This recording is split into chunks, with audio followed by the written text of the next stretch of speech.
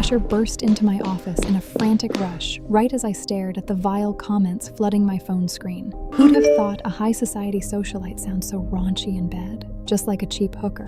She's so shameless between the sheets. I'd kill to be the man in that audio. Is the guy in the recording CEO Harrington? Did he get cuckolded? He snatched my phone out of my hand. Don't read that.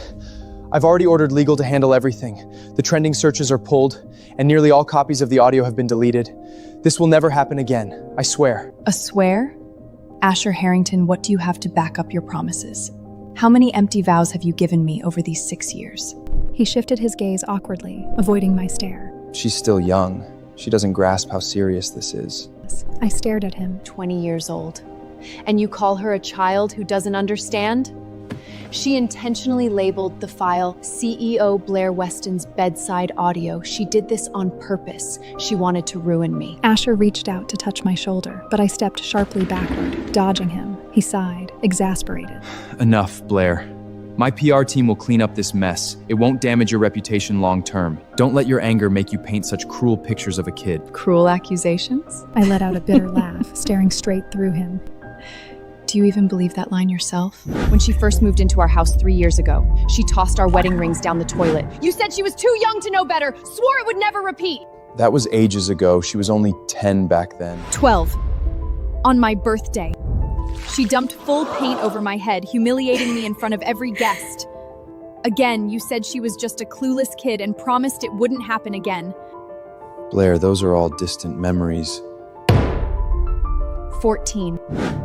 She slipped laxatives into my coffee, leaving me utterly humiliated in front of our business partners. You called it an over-the-top prank, excused her youth, and swore no more mistakes. I locked my eyes on his, enunciating every word, cold and clear. 15. She edited fake photos of me and spread them all across her school.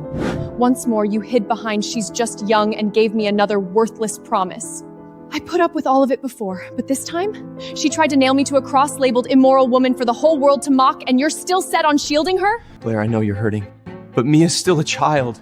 Just forgive her this last time, I swear. I'm off with a sharp slap across his cheek. All his pleas died on his tongue. He froze, a bright red handprint blooming slowly across his skin. I don't want your promises or your compensation. Not anymore. With that, I grabbed my handbag and stormed out of the office. Today, Mia Lowell would finally get the lesson she deserved. Asher and I arrived home, one right after the other. Mia Lowell curled up on the living room sofa, glued to the TV with a giant tub of ice cream in her lap, cream smudged all over her lips. Her face lit up the second she spotted us, before she forced a look of wounded innocence. Uncle? Her voice dripped saccharine softness. I didn't let her put on her performance any longer. I strode over, snatched the ice cream tub out of her hands, and hurled it onto the floor. Blair! Mia Lowell shrieked. What are you doing? Me? A bitter, ugly smile tugged at my lips. I'm teaching you basic decency. Before she could react, I struck her once across each cheek. 2 crisp, unmerciful cracks echoed through the room.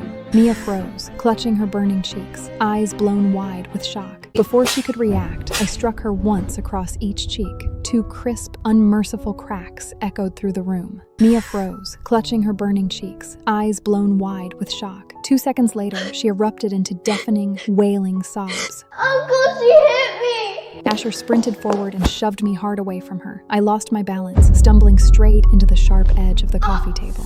A searing pain shot through my waist. Blair, what is wrong with you? He planted himself firmly in front of Mia, shielding her like a mother hen guarding her chicks. Why must you pick fights with a child? He didn't spare me another glance, only stroked Mia's tear-streaked face with tender concern. It's all right, Mia. Uncle's here. Mia threw herself into Asher's chest, crying hysterically. Uncle, I was just curious. Curious? Rage made my whole body shake. Leaking private bedroom recordings of me online, tagging my full name? You call that curiosity? Asher Harrington took a deep breath, turned around, and pulled Mia Lowell into his arms. There now, don't cry.